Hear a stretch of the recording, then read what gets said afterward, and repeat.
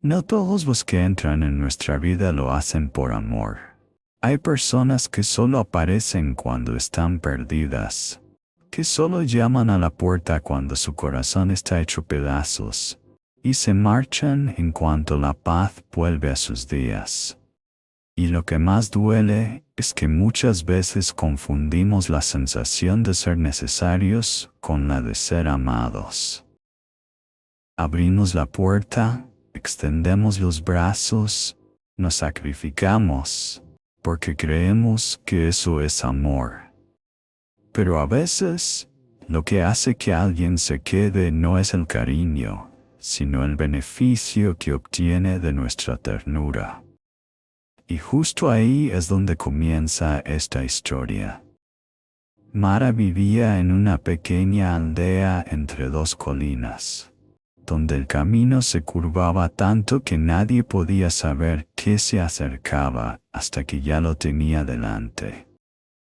No era rica ni famosa ni una mujer poderosa, pero todo el pueblo conocía su nombre, porque casi todos alguna vez habían necesitado de ella. Cuando el techo de alguien tenía goteras, Mara era quien llegaba con las herramientas.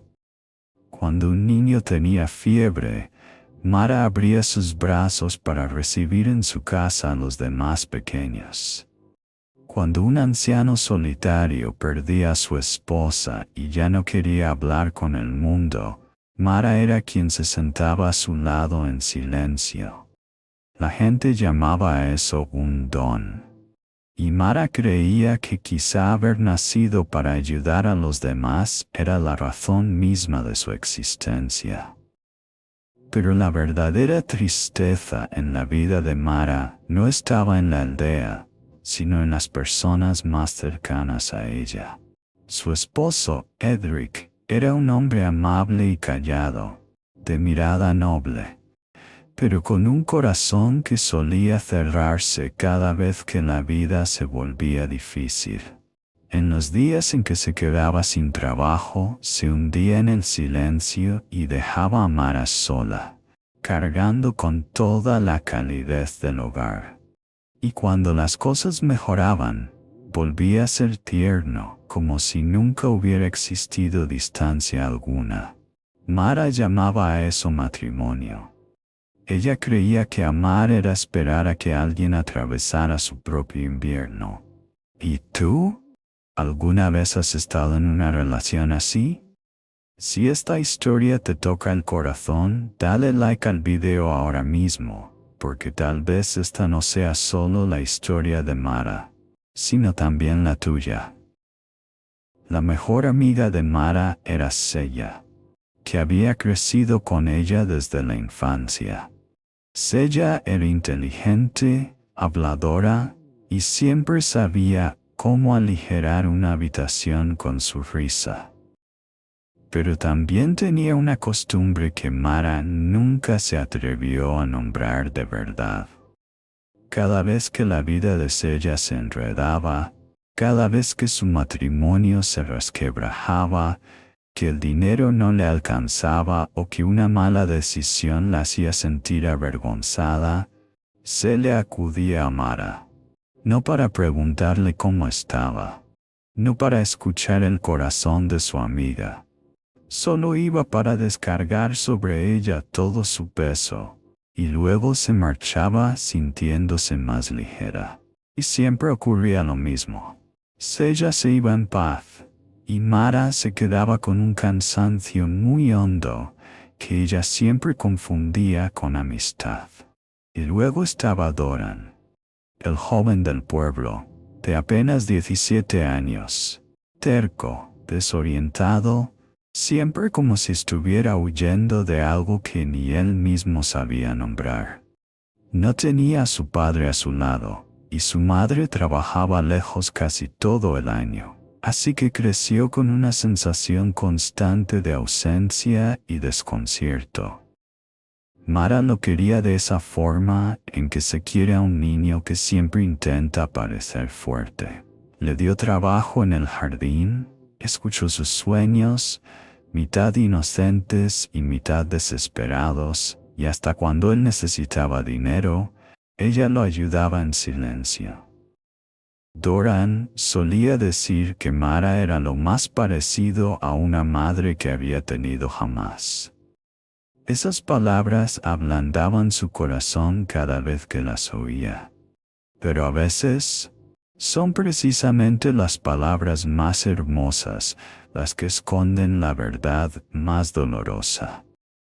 Hay personas que saben tocar tu corazón, solo para seguir sacando de él lo que necesitan. Pero aquel otoño, todo empezó a agrietarse de una forma que Mara jamás habría imaginado. Cayó enferma.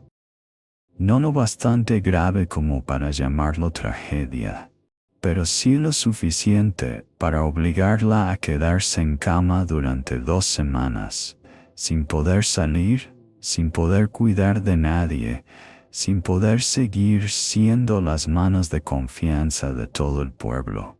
Y fue justamente en esos días cuando la verdad entró en silencio. Edric se ocupó de la casa, pero al cabo de solo unos días ya empezó a suspirar por la carga de trabajo, como si sostener el peso del hogar nunca hubiera sido realmente su responsabilidad. Ella pasó a verla una vez, llevando un pequeño pastel, pero terminó dedicando casi toda la visita a hablar de sus propios problemas. Y Doran, el mismo que decía que ella era lo más parecido a una madre que había tenido, no apareció en absoluto. Mara permanecía allí, mirando el techo, y por primera vez en su vida no se sintió triste. Solo sintió que todo se volvía demasiado claro. Tendida en aquel silencio que le helaba hasta los huesos, Mara empezó a recordar cada rostro, cada vez que había llegado justo cuando alguien la necesitaba. Recordó los techos que había ayudado a reparar, a los niños que había llevado a su casa para cuidarlos, las mañanas en que había llevado pan a alguien hundido en la desesperación, las horas enteras sentada escuchando dolores que no eran suyos. Y entonces surgió una pregunta, lenta pero afilada como una cuchilla. Si hoy ya no tuviera nada más que dar, ¿quién se quedaría? La respuesta llegó sin ruido, pero con la fuerza suficiente para dejarle el corazón en silencio. Mara comprendió algo que antes nunca se había atrevido a nombrar. Tal vez durante todo ese tiempo no había sido amada de verdad. Solo había sido demasiado útil en la vida de los demás. Mara comprendió que ser necesaria y ser amada nunca habían sido lo mismo. Quien de verdad te ama te ve incluso cuando tus manos están vacías, cuando ya no te quedan fuerzas para ayudar, cuando no tienes nada más que ofrecer. En cambio, quien solo te necesita aparece únicamente cuando en su vida falta algo que tú puedes llenar. Darse cuenta de eso duele muchísimo, porque obligó a Mara a mirar de frente todos esos años en los que se sintió orgullosa de ser siempre el apoyo de los demás. Pero justamente en ese dolor también se abrió otra puerta. Por primera vez, entendió que si seguía viviendo solo para sanar los vacíos ajenos, terminaría desapareciendo poco a poco de su propia vida. Y así, después de 2 semanas tendida entre el silencio y esos vacíos que nadie vino a llenar, Mara se levantó de la cama como quien despierta de un sueño demasiado largo. Caminó directamente hacia el pequeño jardín detrás de la casa, ese rincón que alguna vez había sido el único verdaderamente suyo, pero que se había marchitado sin que ella lo notara. Mara se arrodilló, y con las mismas manos con las que había cuidado al mundo entero, Arrancó una a una las hierbas secas, removió la tierra endurecida y sembró en silencio nuevas semillas. Pero aquella mañana, lo que de verdad se sembró no fueron solo semillas en el jardín, sino una decisión profunda en su corazón. Seguiría ayudando a los demás, seguiría viviendo con bondad, pero ya no a costa de vaciarse por completo. A partir de entonces, Mara abriría la puerta solo por elección. No por miedo a que, si decía que no, ya nadie volviera a necesitarla.